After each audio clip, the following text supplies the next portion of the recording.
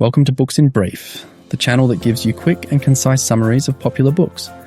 Whether you're short on time or just looking for a quick refresher, we've got you covered.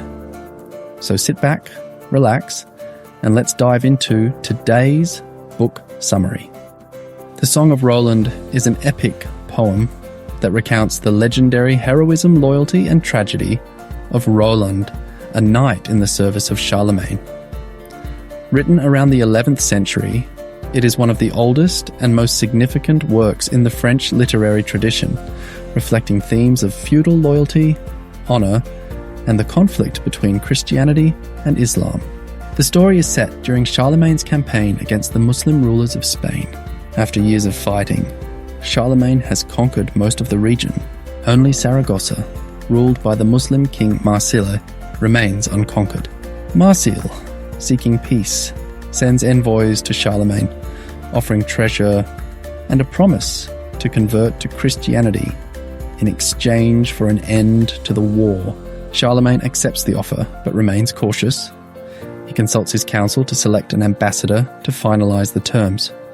Roland, Charlemagne's valiant nephew, nominates his stepfather, Ganelon, for the task. Ganelon, resentful of Roland's suggestion, perceives it as an attempt to endanger him and secretly vows revenge. During his meeting with Marsile, Ganelon conspires against Roland. He suggests a plan to ambush Charlemagne's rearguard, which will be led by Roland, during their retreat through the treacherous Roncesvalles pass. Marsile agrees, and Ganelon returns to Charlemagne, falsely assuring him of Marsile's sincerity. As the Frankish army begins its journey home, Roland is appointed to lead the rearguard, accompanied by his closest companion, Olivier, and a select group of loyal knights, including the formidable Archbishop Turpin. Marsile's forces, heavily outnumbering the rearguard, attack as planned. Despite their disadvantage, Roland and his men fight valiantly, determined to uphold their honour. Olivier, realising the dire situation, urges Roland to blow his oliphant, a horn, to summon Charlemagne's main army for help. Roland, proud and confident in their strength, refuses, fearing it would tarnish his reputation. The battle rages fiercely, and the Franks, though vastly outnumbered, inflict heavy casualties on the Saracens. However, the rearguard is gradually overwhelmed. Olivier chastises Roland for his refusal to call for reinforcements, but their bond remains strong. Roland finally decides to blow his oliphant, but he does so with such force that he bursts the blood vessels in his head, fatally injuring himself. As Roland's men fall one by one, he continues to fight courageously.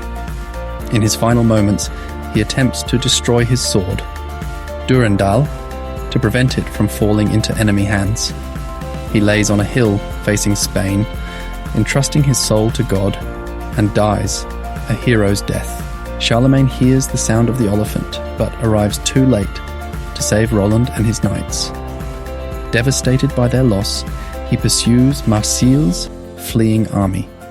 With divine intervention, the Franks achieve a decisive victory. Marsile is mortally wounded, and Charlemagne returns to Roncesvalles to mourn Roland and the rearguard. Upon returning to France, Charlemagne discovers Ganelon's betrayal. Ganelon defends himself, claiming his actions were personal revenge, not treason. However, a trial by combat proves his guilt, and he is sentenced to death. Justice is served, and Charlemagne continues his divine mission. Themes: feudal loyalty. The poem emphasizes the importance of loyalty to one's lord, as seen in the unwavering dedication of Roland and his men to Charlemagne. Heroism and honour. Roland's bravery and refusal to summon help highlight the knightly ideal of courage, even at great personal cost. Conflict between religions.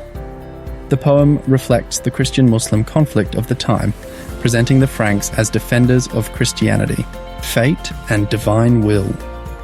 Roland's death and Charlemagne's victory are portrayed as part of God's greater plan. The Song of Roland is more than a tale of heroism.